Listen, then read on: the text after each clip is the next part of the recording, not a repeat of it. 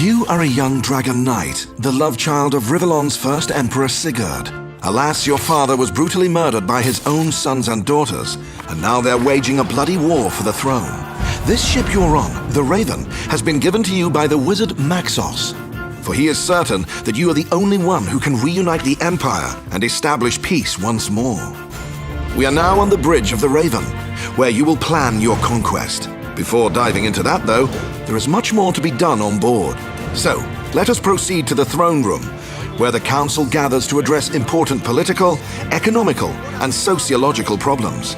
You are an emperor after all, not a mere warlord out for gold and glory alone. I was dangling millions in front of you. Each decision you take influences your empire in a variety of ways, be they of a political, military, or other sort of nature. Speaking of the military, if there's something you don't want to neglect, it's the bids and requests of your generals. Their influence on the battlefield is not to be taken lightly. Have a sherry to calm those nerves. In the Queen's quarters, decorated according to her tastes, you can have a chat with your wife. What this chat will be about depends on which princess you choose to marry. As Queen of the Realm, she has to contend with all sorts of dilemmas, and it goes without saying that political sensitivities, too, tend to lurk around the corner. You only need to take a look at the Rivellon Times headlines to see how well your policies are being received. On to the engineering bay, where you research new units and upgrades. Equip your dreaded juggernauts with imp bunker busters, for instance, and lay waste to entire bases at once. Or perhaps you appreciate a bit more subtlety, in which you could opt for your Zeppelin's cloak ability, which will let your army slip behind enemy lines unseen. Don't forget about your dragon powers either. You may be a mighty creature from the start, but being able to cast destructive spells like Pillar of Flame, or turning the tide by charming key enemy units, is not to be spurned. After all this is said and done, let us return to the bridge and cast a conqueror's glance on the strategy map. The strategy map is your key to victory if you make your moves wisely. Other than building armies and moving them about the map, there is a great variety of things you can do that influence the Empire as a whole. For instance, you can erect buildings that increase your gold and research abilities, or recruit mercenaries to even the odds. Several strategic tricks you can play come in the guise of cards. These allow you to do fun stuff, like sabotaging your enemy or giving yourself unfair advantages.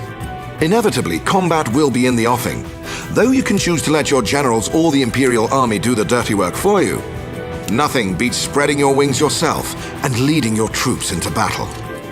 On the battlefield, it is imperative to build resource citadels to secure a steady influx of fresh recruits, which you'll need to create an army. Units are produced in structures like battle forges and aero factories. All that's left now is to obliterate the enemy, unleash the destructive prowess of the Devastator, direct your bomber balloons towards the advancing foes, watch on as your ironclads torpedo enemy ships and pluck airborne adversaries from the sky. Or watch on no longer and take to the skies yourself. Heal injured troops, engage enemies on the ground and in the air. Show them you are the dragon and finish them off with a well-placed Eye of the Patriarch. Glorious. If you want to go for a quick fix, you can play skirmish battles against AI players, try out new strategies, or see if you can beat the insane mode. There's even a custom campaign mode which features a fully randomized storyline. Once you are familiar with the game rules, why not try your hand at LAN or online multiplayer battles?